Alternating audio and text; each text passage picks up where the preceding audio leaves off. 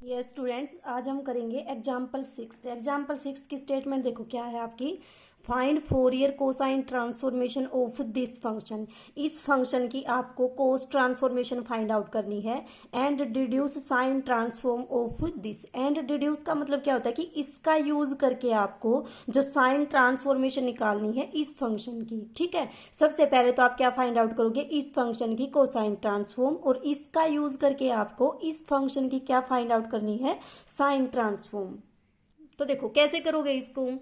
Fourier cosine transform का मतलब आपके पास क्या होती है, इसकी नोटेशन एफ, और सफिक्स में क्या लगाते हो आप, सी। और किस फंक्शन की करनी है आपको find out, 1/1 plus x square. ठीक है, बाय डेफिनेशन इसकी वैल्यू कितनी होगी, 0 टू इन्फिनिटी एफ एक्स कितना है आपके पास, 1/1 प्लस एक्स स्क्वायर, और साथ में क्या आता है आपका कोस एस एक्स डी एक्स। ये किसकी वैल्यू है आपकी, इस फंक्शन की कोस ट्रांसफॉर्मेशन की। ठीक है, अब देखो इसका यूज करके आपको साइन ट्रांसफॉर्म निकालनी है इस फंक्शन की। तो कोस से आपका साइन कब आता है, जब इसका डेरिवेटिव होता है। तो हम किसका यूज करेंगे, हम डेरिवेटिव का यूज करेंगे। इस इक्वेशन 1 का क्या करोगे आप, डेरिवेटिव करोगे। अब देखो डेरिवेटिव यूज करने के लिए आपको क्या करना पड़ेगा, यहाँ पे इंटीग्रेशन है, तो इंटीग्रेशन का जब डेरिवेटिव करते हो तो किसकी हेल्प से करोगे, लेबनीज रूल की हेल्प से। लेबनीज रूल आपका क्या होता है कि फंक्शन की वैल्यू अपर लिमिट पे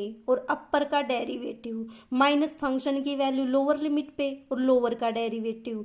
माइनस में क्या होता है आपके पास, पार्शियल डेरिवेटिव करते हो। जिस फंक्शन जिस सफिक्स के रिस्पेक्ट में इसका आप डेरिवेटिव करते हो, उसी के रिस्पेक्ट में इस फंक्शन का क्या करते हो, पार्शियल डेरिवेटिव। ये एक वीडियो में हम पहले बता चुके हैं लेबनीज रूल, वहां से देखना। ठीक है, तो इसका क्या हो जाएगा, पार्शियल डेरिवेटिव हो जाएगा। तो करो, इसका क्या करोगे आप, differentiating with respect to s के रिस्पेक्ट में करोगे, एस के रिस्पेक्ट में करोगे।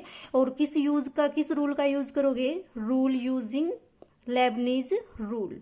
ठीक है, लेबनीज रूल का यूज करके आप इसका क्या निकालोगे, डेरिवेटिव निकालोगे। तो इसका डेरिवेटिव क्या आ जाएगा, हमने मान लिया इसकी वैल्यू कितनी है आपके पास, आई। तो इसका जब डेरिवेटिव करोगे तो कितना आ जाएगा, ये आपका D I over d S. किसके रिस्पेक्ट में कर रहे हो आप डेरिवेटिव, एस के रिस्पेक्ट में। दिस इज इक्वल टू, इसका जो डेरिवेटिव करोगे उसका क्या होता है रिजल्ट, फंक्शन की वैल्यू अपर लिमिट पे और अपर का डेरिवेटिव। अब अपर लिमिट में तो क्या है, इन्फिनिटी। इन्फिनिटी क्या है आपके पास, कांस्टेंट। तो इसका जब डेरिवेटिव करोगे आएगा 0, माइनस इस फंक्शन की वैल्यू लोअर लिमिट पे और लोअर लिमिट का डेरिवेटिव। जब 0 का डेरिवेटिव करोगे वो भी कितना आ जाएगा, 0, प्लस क्या होता है आपके पास, इंटीग्रेशन एज इट इज, और जो भी आपका ये फंक्शन होता है उसका partial derivative with respect to s. ठीक है, विद रिस्पेक्ट टू एस जब इसका डेरिवेटिव करोगे तो देखो ये चीज तो आपकी फ्री है एस से, तो ये तो आएगी आपकी एज इट इज। अब इसमें क्या है आपके पास एस, अगर इसका एस के रिस्पेक्ट में डेरिवेटिव करोगे तो कितना आ जाएगा, माइनस साइन एस एक्स। और साथ में एंगल का जब डेरिवेटिव करोगे एस के रिस्पेक्ट में तो कितना आ जाएगा, एक्स आ जाएगा, डी एक्स आपका एज इट इज। तो आपके पास ये क्या बन गया, this is equal to 0 to infinity minus x by 1 plus x square और sine of s x d x.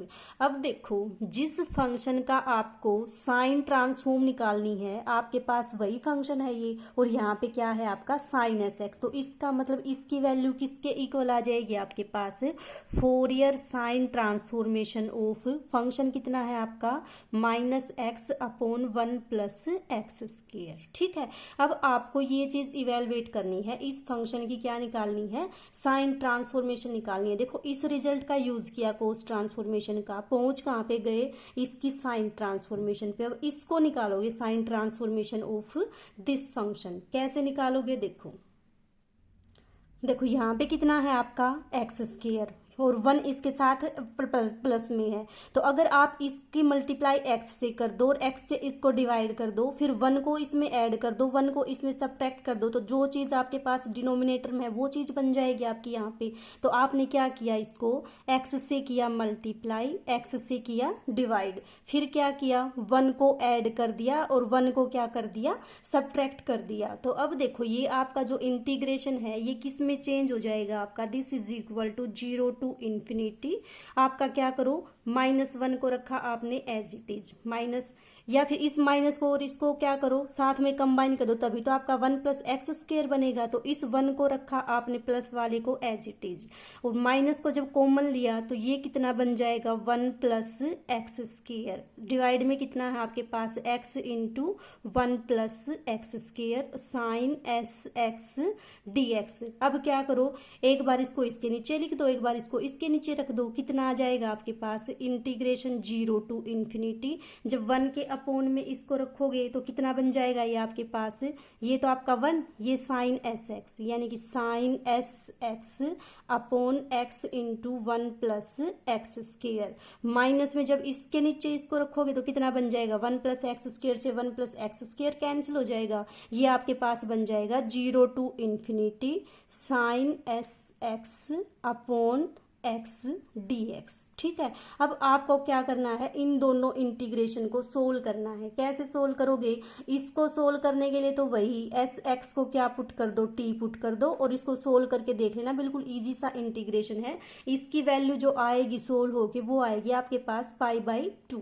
अब अपना काम रह गया इस इंटीग्रेशन को सोल्व करना। तो इसको देखो कैसे सोल्व करोगे, यहाँ पे फिर से क्या अप्लाई कर दो, डेरिवेटिव अप्लाई कर दो, कि इसका आप क्या कर दो, डेरिवेटिव कर दो। देखो क्या आया है आपके पास, d I over d s is equal to, ये आपका -π/2 आ जाएगा।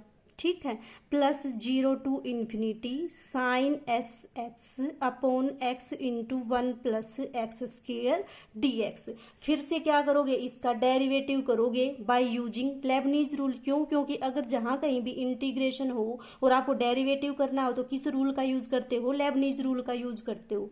तो कर दो इसका डेरिवेटिव, किसके रिस्पेक्ट में, एस के रिस्पेक्ट में। तो ये तो कितना बन जाएगा आपके पास, डबल डेरिवेटिव बन जाएगा, d2i over d s square, ये कांस्टेंट है 0 बन जाएगा। इसका जब डेरिवेटिव करोगे फंक्शन में अपर लिमिट और अपर का डेरिवेटिव 0 बन जाएगा, फंक्शन में लोअर लिमिट और लोअर का डेरिवेटिव करोगे 0 बन जाएगा। फिर क्या होता है आपके पास, plus integration as it is, और इस फंक्शन का partial derivative with respect to s. ठीक है, तो कितना आ जाएगा, ये टर्म तो आपके पास एस से इंडिपेंडेंट है, तो ये तो रहेगी आपके पास एज इट इज।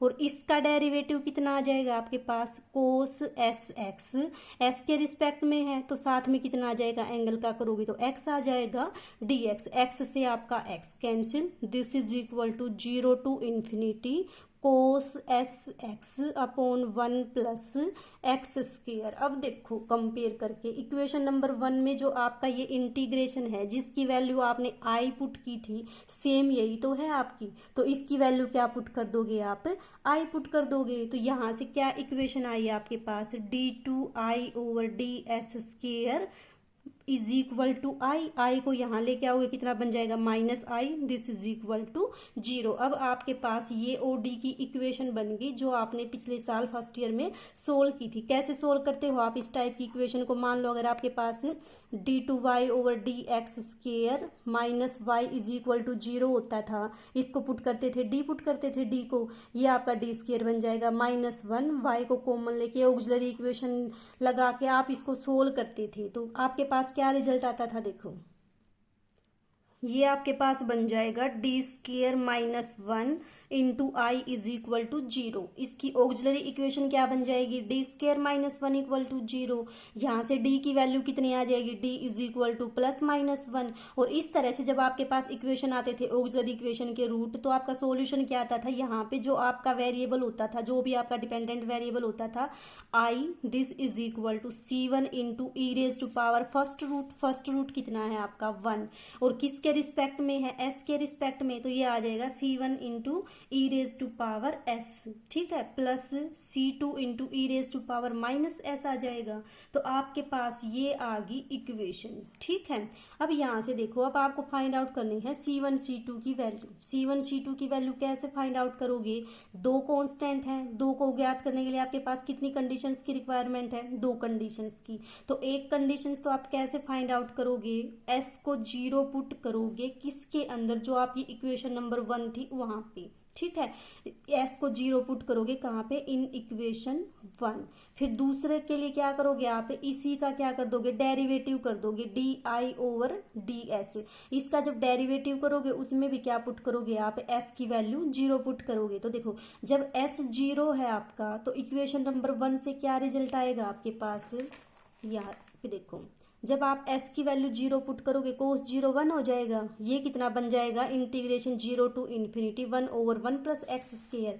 मीन्स जब आपका s 0 है तो फ्रॉम इक्वेशन 1 कितना आएगा आपका, integration 0 to infinity 1/1 plus x square d x. और इस इंटीग्रेशन की वैल्यू कितनी आ जाएगी, tan इनवर्स x आ जाएगी।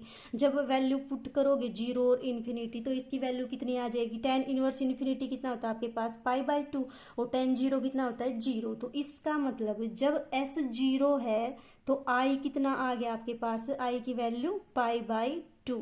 ये वैल्यू कहाँ पे पुट करोगे, इस इक्वेशन में पुट करोगे तो आपके पास एक इक्वेशन आ जाएगी। जब s को 0 पुट करोगे i की वैल्यू π/2 यानी कि π/2 इज इक्वल टू C1।